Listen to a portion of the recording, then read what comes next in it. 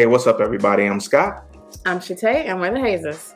Welcome to the Love Haze podcast, where we believe that healing and wholeness are not just destinations. That's right. We believe they're a journey. And here on the Love Haze, we talk about how to navigate through it.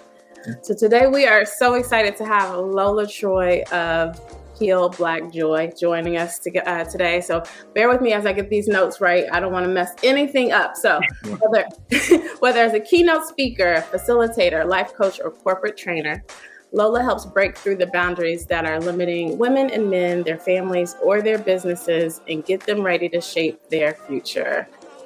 She's been a full-time healthcare IT trainer for the past 10 years, traveling all over the United States while maintaining her life coaching business. Her recent passion project is bringing all of her expertise to her business as the Chief Inspirational Officer. I heard that, right? Yeah. Host and curator of Heal Black Joy, the learning platform for our community to heal our Black joy with tangible and attainable programs for the mind, body, soul, relationships, and businesses. Welcome, Lola. Welcome. So good. I'm so happy to be on with you guys. I've enjoyed getting to know you guys and learning your story and introducing you guys to my group of people and my tribe. So it's always a pleasure to be in you guys' presence. Absolutely. So we are welcoming Heal Black Joy to our Black love journey. We're going to get right into it. Let's go. Let's go. Let's go. Let's go. Lola with Heal Black Joy.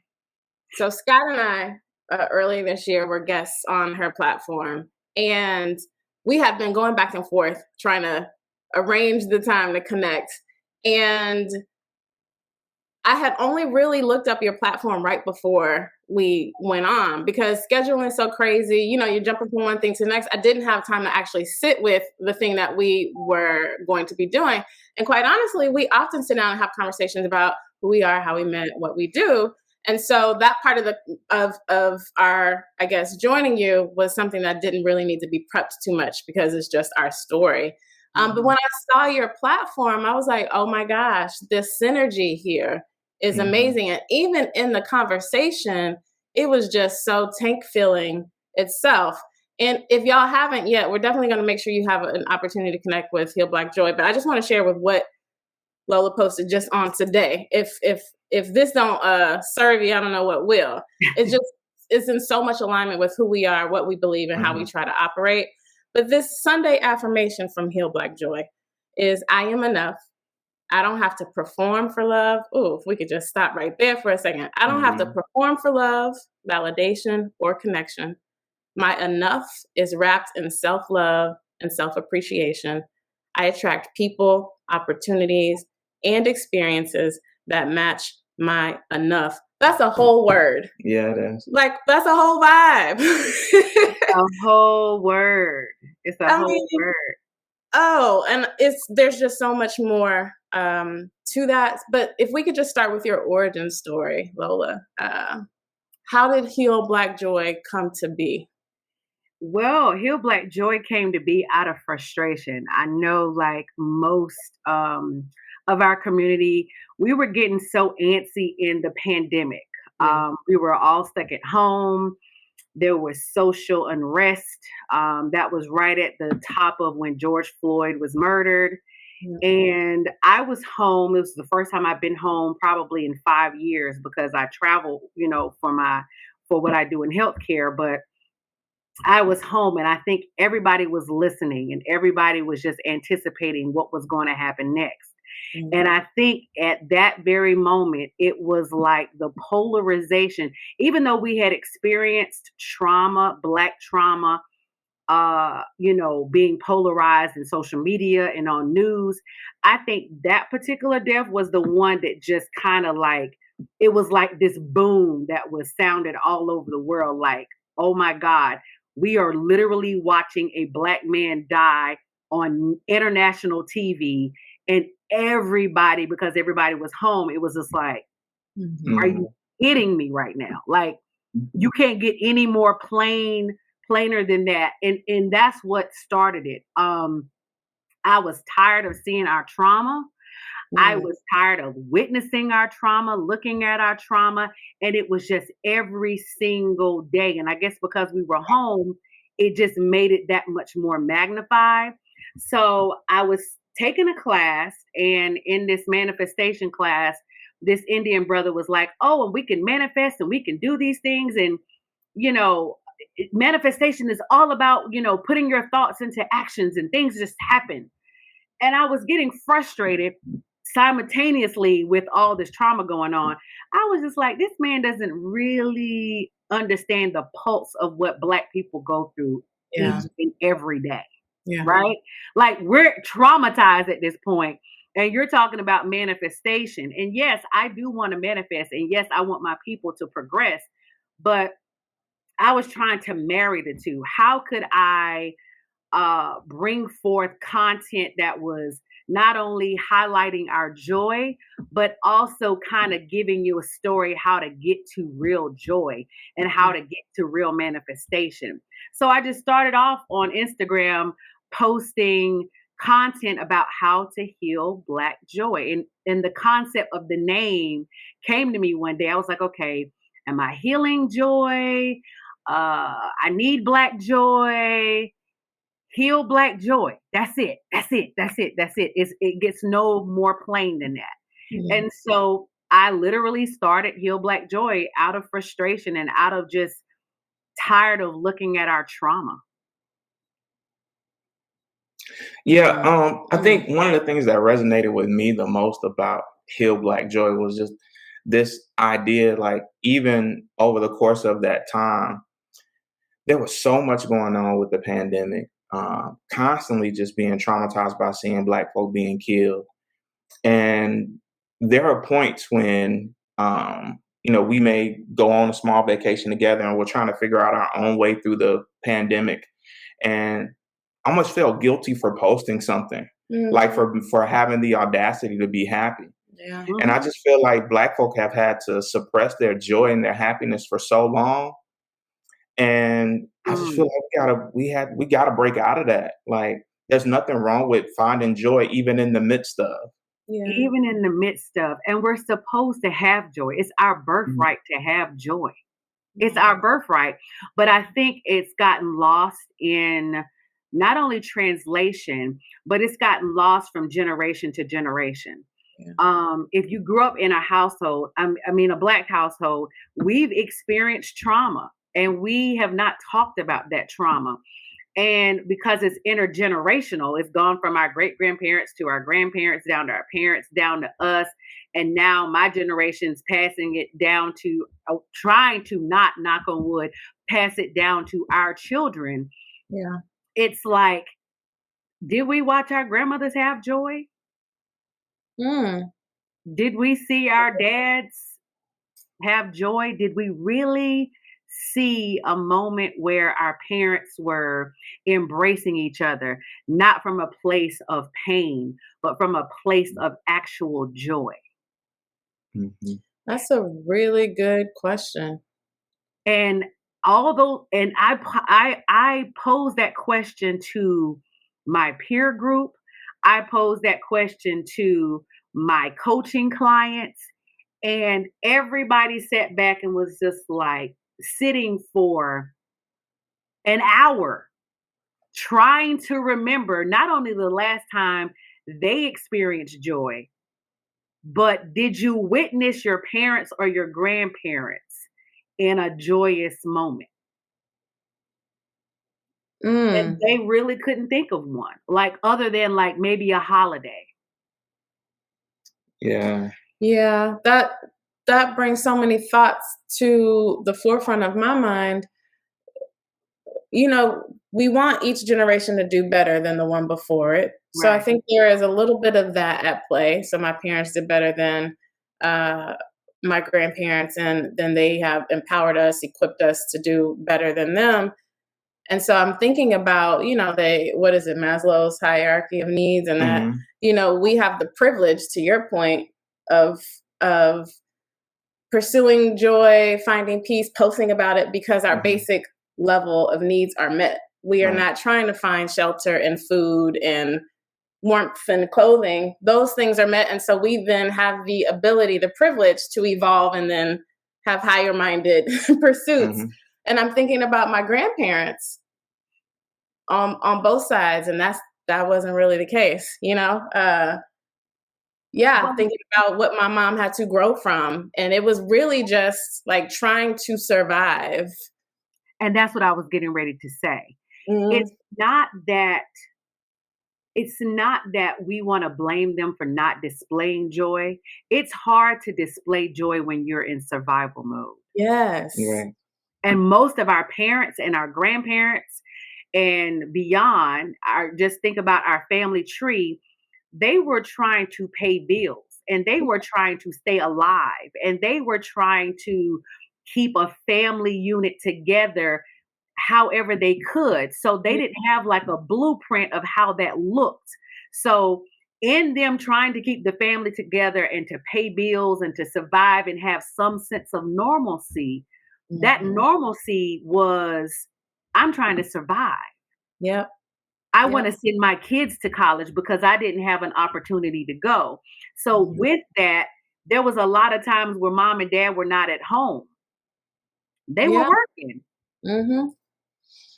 The other part of that is on my dad's side, my grandmother can recall like her grandparents were sharecroppers. So if you just think about that, like a living connection to like that's not that distant past. And so the idea of Black joy in a circumstance like that,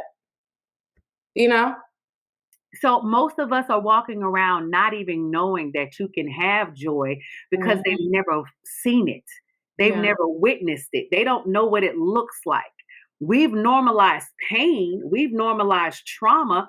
We think we're supposed to experience those things because we have experienced those things and we witnessed our parents and our grandparents experience those things. And we see it on TV and in social media every single day. So why would we think that we're supposed to seek out joy when the things that are being fed to us is nothing but our pain? Yeah. Mm-hmm. And I think we start to associate so many things. We believe that there has to be struggle, right? And if struggle is tied to everything that is connected to success, it even makes me circle back around and think about like what is doing better than what our parents were doing, right? Yeah, is it only tied to wealth and accumulating things? Because some of us can't even enjoy, even though we have the means to enjoy and find joy. We spend so much time focused on like, I want to leave a legacy. I want to have multiple streams of income. We don't even let ourselves slow down to have joy. And we believe, think about people who spread like what I consider misinformation, like, stuff like you can sleep when you die. Like if you sleep and you're not working, those types of things that don't allow you to experience like life in its fullness and not have joy as a part of. So of everything that we have, and we always feel like, especially as Black people, that we're behind the 8 ball and we got to catch up. We got to keep on moving. We don't have time to be chilling on the beach anywhere. We haven't accumulated enough wealth. And I think that, that's a part of healing Black joy to me, is understanding that you can have joy. You can have both and it is your duty, and the key to a life well lived to, be able to do all of those things and not feel bad for it. Yeah. I think one time, just to piggyback on what you were saying, I remember when my daughter was in elementary school and I was just so excited about taking her on spring break. Now, I do not advise anybody to ever do this, but I went on a cruise during spring break.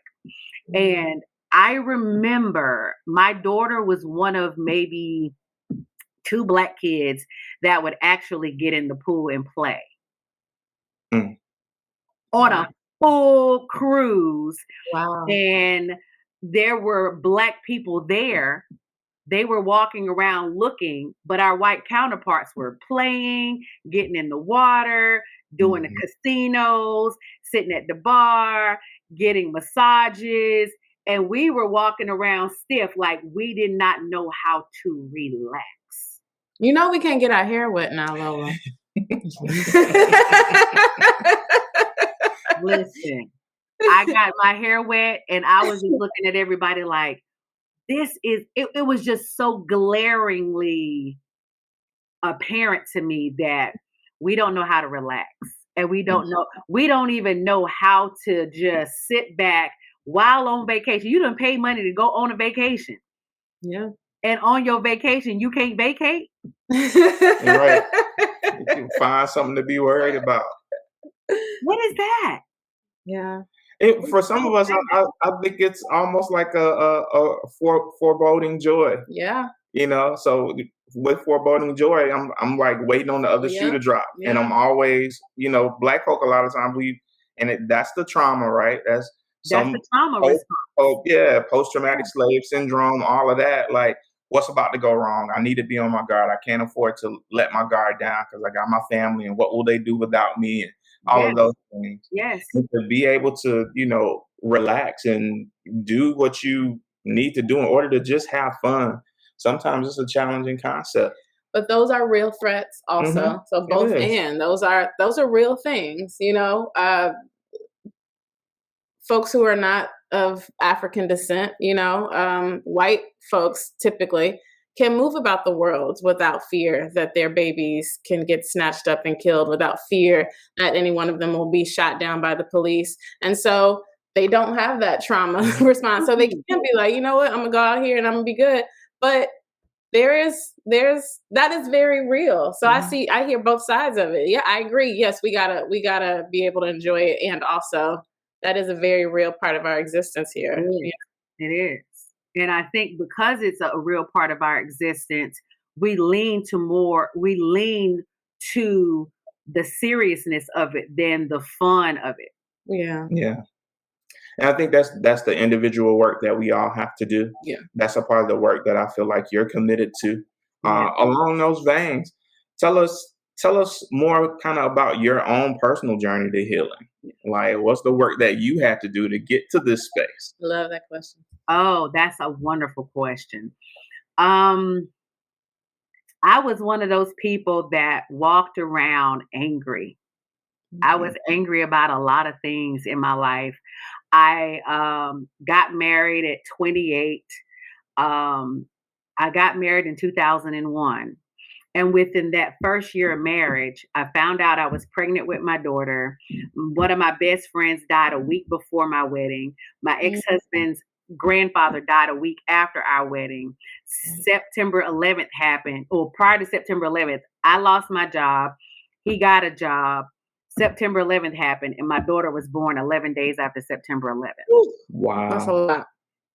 And we were living here in Atlanta. His parents were in California. My parents were in North Carolina. So you're talking about a brand new baby right after September 11th, where the world was kind of shut down. There were no jobs. All the jobs were on pause. He was at a brand new job. I'm a stay-at-home mom with no family, no support system. And it was just, it was a walking disaster, our first year of marriage. And even though we lasted, we were married 7.5 years, and 3.5 of those years we were technically in the same house, and then the other 3.5 of those years we were separated. When I look back on that time, I was angry, scared, mad, feeling unsupported. And I don't talk to him about this, but I'm sure if I had this discussion with him, he would feel the same way. We didn't have the emotional tools to go through all those catastrophes, and speak to those things like, hey, I'm scared. Yeah. Hey, I'm angry. Hey, I'm tired. I got a brand spanking new baby, and my interaction all day is with a baby. So I'm performing at home. You're performing out in the world. You got to figure out how to take care of your family with one income. We can't even go out on a date because we don't even have anybody to watch our child so we can connect. So there was a lot of frustration. And during that time, after we got divorced, it was just piled on anger on top of anger. And I just got tired of being angry. And I knew that I had someone, my daughter, that was looking up to me, that needed to see a better version of her mother. Wow. That's powerful. She was my why. So I will say, I'm going to be transparent. Because I remember you guys were so transparent with me. I didn't go to therapy right away. I walked around angry for a very long time. I was bitter. Me and my ex-husband, we did not. Some people can be not, on one accord in marriage, but they can amicably divorce. Yeah. We didn't do either. We didn't do well either. We got F's. We had a scorecard. We got F's in both sections. And the only thing that we had to do to separate was her. Mm-hmm. We lived apart, for 3.5 years, and we're in court fighting over our child. And when I look back on it now, it was so, we just didn't do it right. We didn't do it right. Mm-hmm. We're very amicable now, but to look back on it then, we didn't do it right. And so I said, you know what, I got to go to therapy because I experienced some trauma in my childhood. Mm-hmm. But I think that particular time in my life, and my daughter was like, she was 3 when we separated. So she was about 6.5 when we got divorced. And I noticed how it was affecting her. And I was like, I got to do something about this because I want to be able to give her the best version of me and not the angry version of me. Yeah. Mm-hmm. And so I went to therapy and that started my healing journey. That's amazing. Mm-hmm. Yeah. Mm-hmm. And when you go to therapy, you start unpacking things. You go to therapy for one thing, but then the therapist, if they're a good therapist, mm-hmm. they'll start peeling back layers like, well, why were you triggered? Start using those therapy words. Right. Triggered. Well, when did that start? Did that start now, or was it something that happened in your childhood? Yeah. Now you got to unpack those layers and peel back those layers.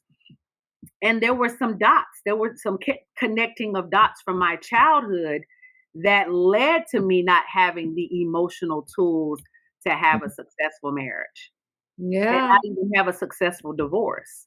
So that was my walk through my healing journey, I would say. That when your therapist holds a mirror up to you and you be all like, but what about this circumstance or this person or this? And they be like, and what about you? That's so uncomfortable, but it's like the most liberating and uncomfortable, you know what I mean, experience to have. And I just wish it's something that everyone could experience, everyone could process. That's real. Mm-hmm. How does it inform your work with Heal Black Joy, your own personal healing journey? Well, I felt like I could relate to a lot of other women. Mm.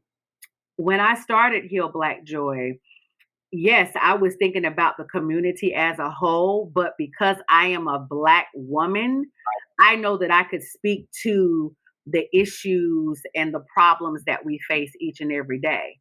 Yeah. Even in healthcare as a trainer, I would have women, nurses and doctors coming up to me saying, hey, how can you walk around so happy all the time? Why are you so joyous? Why are you smiling all the time? You ever walked in a grocery store and you see a sister and she looks the part and you smile at her and she's just, that was me.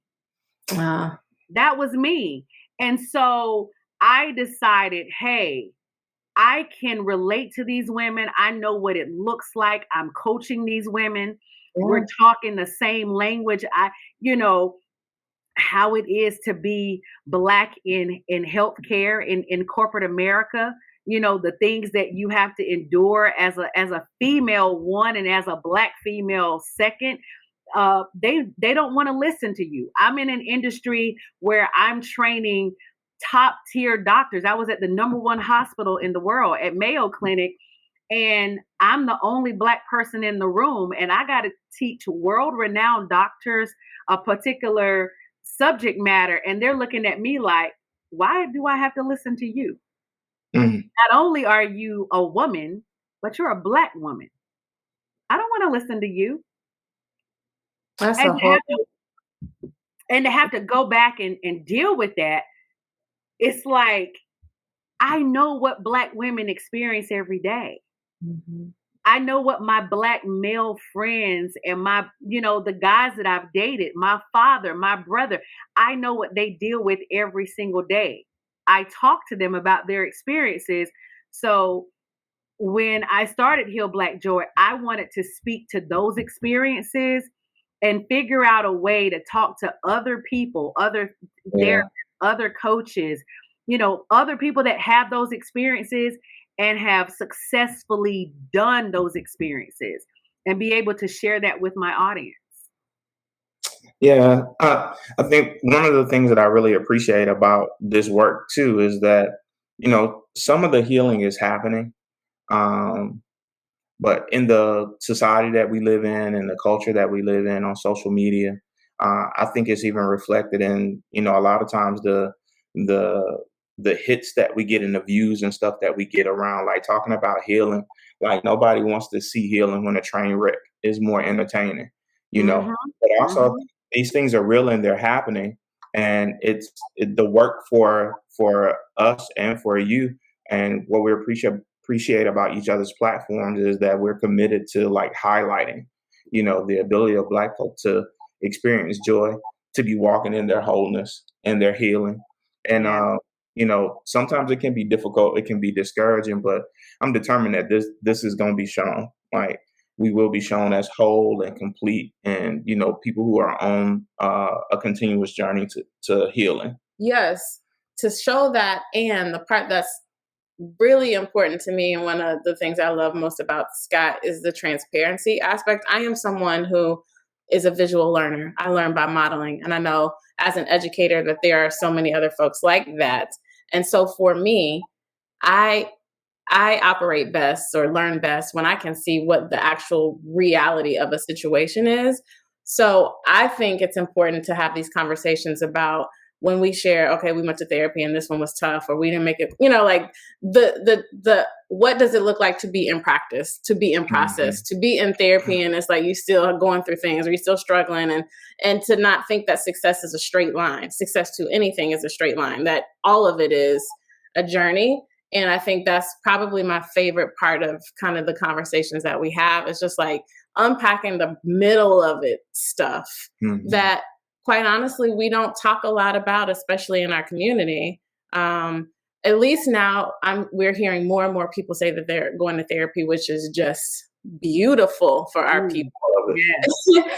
And I'm just excited that we get to have more and more conversations about what that looks like. What does that Yeah. mean? How is it showing up for you? Is it, the fact that, it might take you a couple therapists before you find the right one. It's Hmm. kind of like dating. And, what are those conversations like? And like, I gotta have like rehash my story with every new person, and that's annoying. Yeah. And like people gotta know, like that's part of it, and it's okay. Yeah, I think what I love about my daughter's generation is that they're no nonsense. They don't Mm. care. They will literally put it out in the open. They're very, very transparent. So if you go back to my generation, and I'm knocking on 50's door, my generation was the generation that wanted to innovate and do those things, but sometimes because of our upbringing, we were taught to whatever goes on behind closed doors stays behind closed doors, Yeah. right? So that generation we're in between those two generations. You got a generation over here that's like fighting for what's right, fighting for equality. We're going to put it out there. I don't care how good, bad, ugly, or indifferent it is.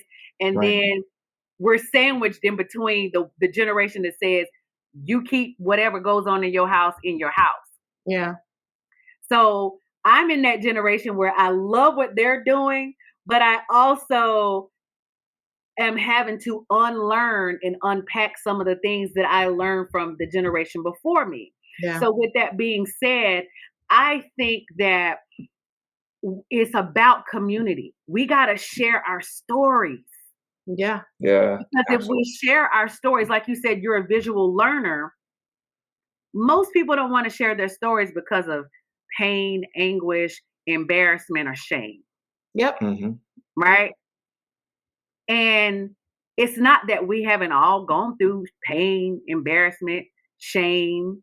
It's not that we haven't done it. We just don't want to share it because we come from that generation that taught us that you're not supposed to share it.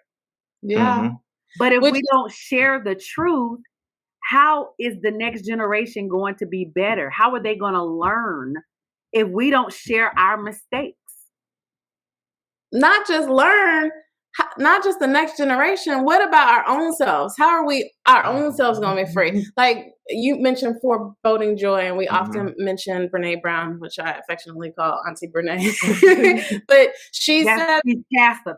She's but her work with shame researching and how, like, if you're going to free yourself of the shame, you have to just say it. And that is difficult, right? Don't get me wrong. Fear of judgment is the big one for me. I was also raised like, you keep your business is your business. Don't tell all of that. So there is a part of that is scary and it's very uncomfortable. And then it's re-triggering. If I got to share the story, I'm gonna have to like experience what I'm telling you until I share it enough and it's desensitized. But yeah, like not just helping the next generation, we free ourselves when we name it and tell our stories. You know, I think joy is on the other side of that anyway. That's where joy lives. Joy resides on the other side of truth. Ooh, come on, preaching here. Lola? It's the truth. Because when you have packed on layers of ego, I got to protect myself from someone judging me because of the shame or the guilt or pain that I've experienced. I'm just going to pack on these layers. Anger. I'm packing on these layers. You're not going to hurt me. So I'm not even going to make myself available to be hurt. So I'm going to pack on this layer of protection. I'm going to pack on this layer of embarrassment because I don't want anybody to know that I was embarrassed that I was in a relationship for so long that never, was fruitful. Right? So I'm embarrassed by that. So I'm going to pack on all these layers. So you're walking around packed on with layers, not even living in your truth. You don't even know who you are. And you can't be joyous with those layers because you're not free. Ooh, you got to keep the layers on to protect you from judgment. That's heavy. That's so real. For those of y'all listening on Spotify or Apple, I just went out, did church rock about 5 or 6 times in that last section because you just over here preaching a whole. I got tired of that. I got tired of putting on that layer of anger and that layer of protection and that layer of shame and guilt. Yeah, it's too much to hold on to, and it manifests in your body. That's facts. I started having high blood pressure because of stress. Why was I stressed? Because I had packed on all these layers of things that I was trying to carry. What the song by Erykah Badu, Bag Lady? Yes. Yeah. You're gonna hurt your back. You're gonna miss your butt. You do everything. You're gonna hurt yourself carrying around all the bags. Everybody says we got to get to the bags. No, I'm not trying to get to a bag. I'm not trying to hold on to a bag. You neither. I want to be free. Well, I think that I've been able to, or what I have to actively try to do is view myself as a curator of this life, of the life that I want. And when you are curating like masterpieces of art, like you get to design, you get to, choose what it looks like, and you get to, say what the beauty is for you. And all of those things, I just want to be free, to experience, to feel, to love, to err and to correct, to bob and weave when I need to, and all of those things. And I hope that, when my journey on this side is over, that somebody will look at what I curated as my life and be like, he did that shit. He did it.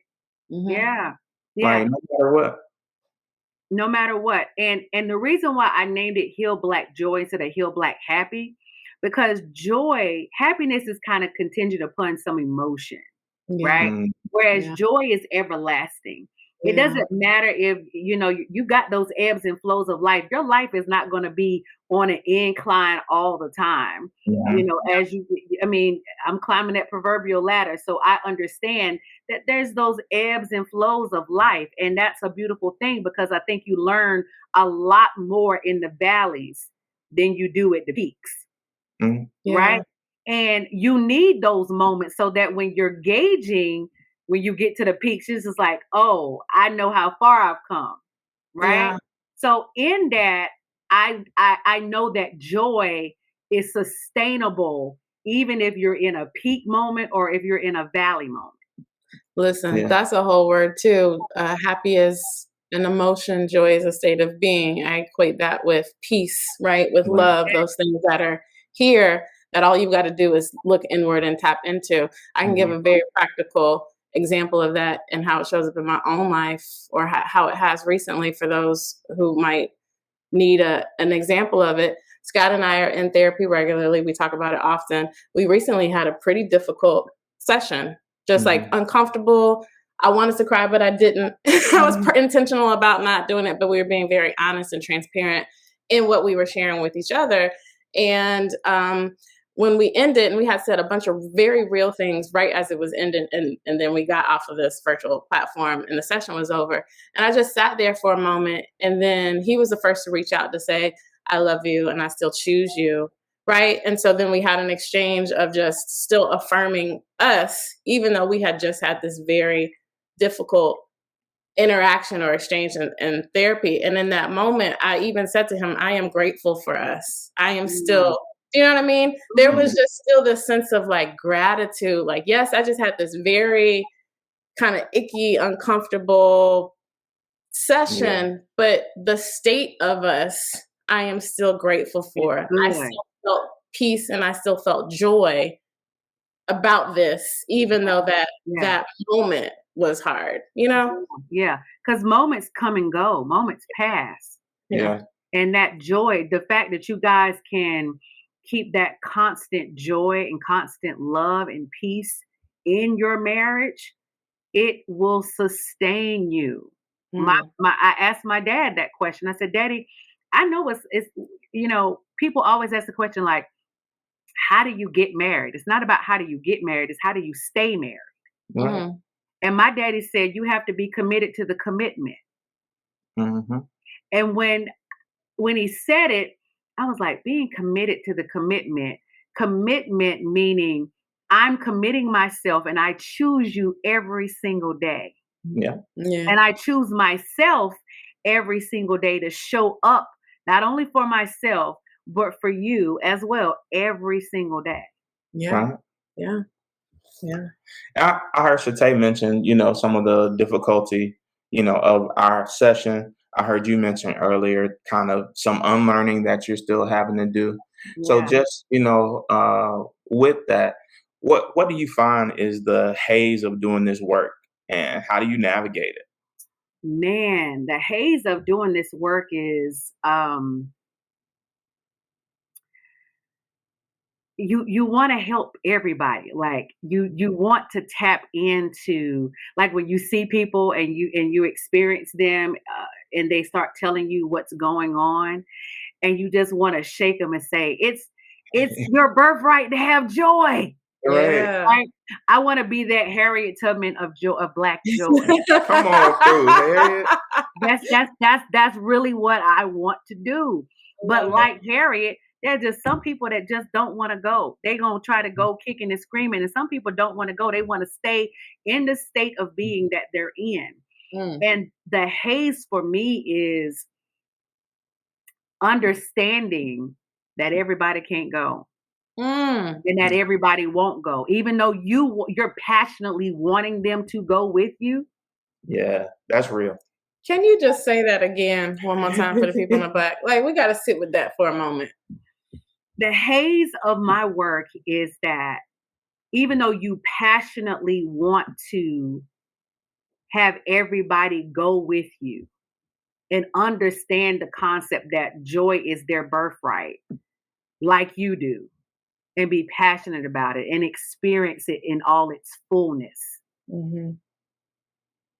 the awareness that everybody is not going to go, everybody's not going to make that choice to go. Right. Yeah. And sometimes even those that are closest to you That will part. not choose to go. Yeah.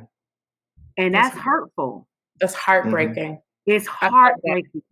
Mm-hmm. Mm-hmm. It's heartbreaking. Mm-hmm. At night, sometimes I cry because you see your loved ones experiencing things that they don't necessarily have to experience, or things that you've experienced yourself, and you're like, hey, let me shine light over here. I'm telling you, this is the way. Yeah. I've seen it. I've seen joy. I've experienced it.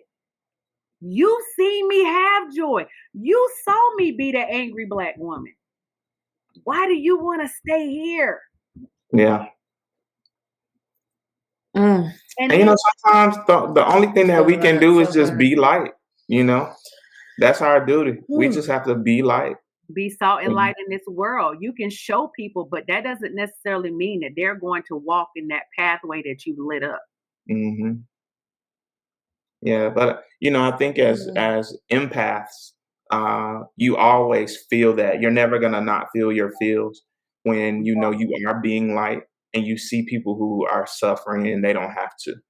You know, Yeah. and it just makes you. It hurts your heart. It hurts your heart. And there's this, we talk about this pretty regularly. There's like this tension between being in our joy. It's almost like a survivor's remorse that, like, I'm exactly. happy and I'm loving this, but some of my people are still experiencing this. And yes, some of it might be because of their choices, or some might be because of, you know, things they haven't worked through, or their circumstances or their environment. And like, you can only you can't move people past their traumas. Like they have to do some of their own work. And so to sit in this place where you are happy, but some people close to you aren't, and it doesn't have to be that way, is just I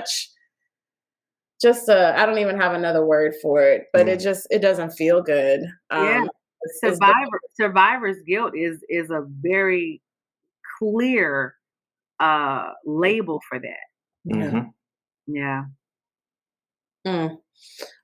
So how do you navigate that though? How do you push through that kind of heartbreak? And you want to bring everybody along. You are being the light. You're doing as much as you humanly can.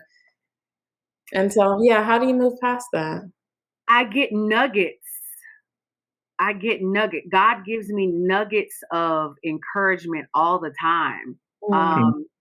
I'll give you an example. I did a show back in November. I did a whole month, an ode to Black men. I wanted my Heal Black Joy tribe members that were men, because they were like, Lola, you doing all this stuff for women. When you going to do something for us? So I was like, okay, I got you. So I did one on grief. I did a show on grief. A gentleman that was a psychological associate. He works at a prison, but he had experienced his own grief during 2020 when his mother passed, and he was a child of a single mother. And it was just him and her. And he didn't like how they were treating his mother at the hospital, but it was during the George Floyd time. And during that social unrest, he could not turn up at the hospital because he's a big 6'3", big, buff Black man. He doesn't know, if I turn up, am I going to get arrested? Am I going to get shot and killed? Am I going to be banned from the hospital where I won't be able to spend my last moments with my mother? And it's just me and her. So he had to hold his grief and hold his, frustration and anger. And at the end of the show, I take little clips of the show and I put it on my social media platforms. And I put a particular clip on TikTok about, I asked them, I said, what is it about men, Black men? They just have this spidey senses and knowing when to experience their grief and when to hold it. And his answer was something to the effect of, we like to hold space for you guys because we understand that we've got to kind of, keep a level head during the time of whatever that uncomfortable time is.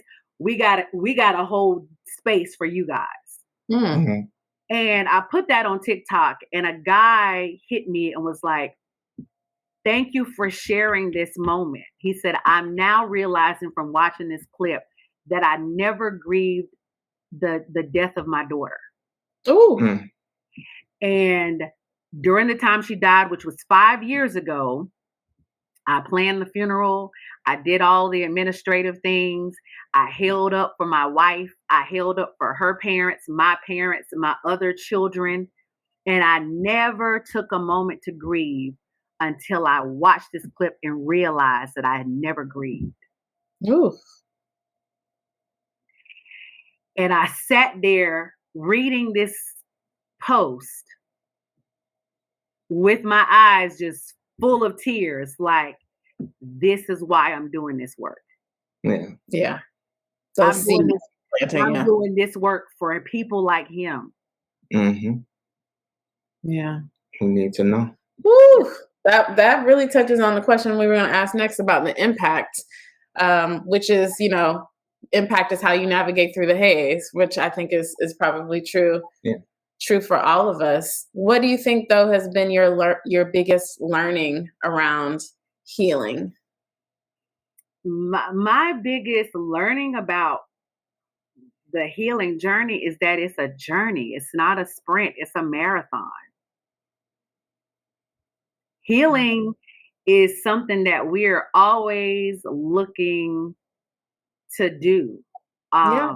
Those that are doing the work. Yeah. It's not like I'm saying, you know what, I'm healed today. Boom. And that's it. Yeah. Everything just hunky dory, peaches and cream, right? No, it's a journey. It's a journey. I can say that I'm on the other side of anger and on the other side of frustration and not being the angry Black woman anymore. But can I be triggered? Absolutely. Yeah. Absolutely. I can be triggered in some things, but I will say that my response to the things that trigger me is very, very different than, say circa 1995 Lola. That version was a firecracker. Mm-hmm. Okay. Yeah. Put my earrings off and put my sneakers on and see what the end gonna be.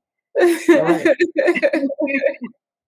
Yeah, and that's spot on, I think, in terms of healing being a journey, because we can, to your point, heal from, I don't know if we're ever completely done until we're not here anymore, as is my personal belief, but we become different versions of ourselves. And I think once we've kind of, I don't even know if mastered is the right word, but once we've kind of learned, developed, evolved past one set of challenges or triggers, then this next version of ourselves encounters a whole new set. And then we've got to journey through that. So I think it's just constant evolution, hopefully to the highest versions of ourselves is my opinion.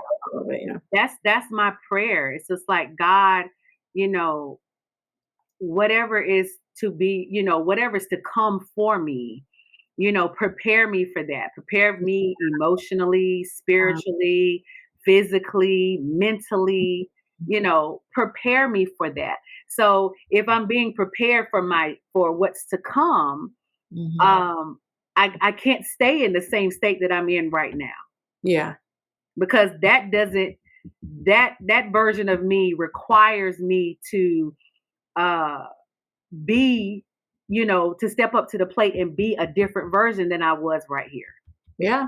Yeah. Facts. I feel like God knows me too, right? So he know he can't show me everything at the same time, because I'm gonna be like, I don't want to do that. I don't know if I want to do this. Right. Yeah. I'm like, that's a long way to go. I don't want to do this. And so I think that he has really dealt with me on like the idea of being able to honor and recognize progress and not perfection. Yeah. So if I'm progressing, I'm doing better. I'm a better version of myself, and I recognize that old me would have flipped all the tables in the temple, and I don't want to do that now. I want to have an honest conversation and be able to tell you how I feel about it and see how we can navigate through and get to a resolution. That's progress for me. It may not be perfect, And I ain't gonna say you ain't gonna get cussed out. You know, you may say, but that's progress for me. And so I'm not seeking, perfection of myself, but it also helps me have grace for other folk, not to be looking for perfection out of other people. Yeah. And Yeah. to just be always being, in the mode of being a habitual student. Yeah. So I can learn new information and I can do things differently. Yeah. Yeah. That's a whole word. That's a whole word. Yeah. Just being humble in that space, like just being like you were saying when you came out of your counseling session, you said something that was very key about being grateful. Because some people don't even realize that getting up in the morning is such a beautiful opportunity that you got another day to get it right. Yeah. To get it on and get it right. And just because we have these opportunities, a lot of times people don't even use those opportunities to get it right. And so I'm just grateful. I'm always in a state of gratitude. Yeah. Yeah. State of being. Yes. Yeah. It's amazing. I really love this conversation. And I know we got to start winding down. So I want to ask you, how can we continue to support your work? Yeah. Tell the people where to find you and also what we can do. Oh man, thank you guys. Well, I'm on Instagram. I do an Instagram live show every Thursday at 8 p.m. Eastern Standard Time. The Heal Black Joy show podcast. I haven't decided on what it's going to actually be named, but I have a whole season and another almost a half of another season that's done that I have not put on just audio. Nice. So I'm going to launch that probably in in the next month. But I am on all social media. I'm on TikTok, Instagram, Facebook. We launched our Heal Black Joy YouTube page last month. And we've uploaded all of the shows that we've done on Instagram Live. So when we do it on Thursday, we debut the show live on Friday, the following day at 8 p.m. Okay. So that you can support me by definitely tuning in on Instagram. I'm going to probably start doing some things on TikTok. A lot of people have been engaging a lot more because they're just finding out about Heal Black Joy on TikTok. So I'm trying to test my waters over there a little bit. I have Facebook. I'm trying to, get that popping again. Is it at Heal Black Joy everywhere you are? Yeah, it's at Heal Black Joy everywhere. Nice. Yeah. And how you guys just having this dialogue. I love the fact that the people that I've interviewed, I've created this tribe. Like you say, you curate those pieces, those masterpieces. I feel like I've curated a tribe of people that are like-minded, that are passionate about our culture, passionate about pushing that envelope forward, in giving people tangible and attainable examples of what Black love looks like, of what Black joy looks like, of being enough. Yeah. I love the work that I do because I get to interact and network with people that are doing the same type of work that I'm doing. So I love that. That's what's up. Yeah. We do too. Yeah. So with all of that, we do this music for the moment thing. We always feel, and we just love music. So, we always are trying to figure out like what this moment feels like. So when you think about the work that you do, what's a song that feels like your work for you? That's going to be our music for the moment. That is a good one. I gotta think about it. Let me see what my song would be. What would I got one for you? I got one for you. As we were talking, it just came to me as we were talking. When you said, "I just want to be free," immediately, I also think in song lyrics. Immediately, is it Denise Williams? I just gotta be free. Yeah. Like that. That's right there. When she said that, I was like, "Yes, freedom." So that's gonna be my pick for this conversation. I like that. I like that. I'm free. Yeah. I do like that. For me, The whole vibe just puts me and give me some old neo soul kind of feel. Mm-hmm. So my girl India Ari, strength, courage, and wisdom. Mm. Wisdom. Yeah. Yes, my joint That's a right good there. one too. That's really, really good. What is the song? I think it's Jill Scott, where she says that she's blessed. Yes. That's it. Blessed. Yep. Blessed. Is that the name of it? I was trying to think if the name of it was blessed. I know she said Blessed. Yes. Yes. wakes up in the morning and she's so to death. I'm so blessed. Yep. Yep. Yep. Yes. That's me. That's how I feel. You know, Three of those. Yep, we are. That's a good I love feel it. I feel blessed. I feel blessed. I feel blessed to be doing this work. I feel blessed to be meeting, you guys. I feel blessed to not only share in the space of just our community, being able to share our stories with full transparency and know that, when there are people that are looking at us, they're not looking at mess. Yeah.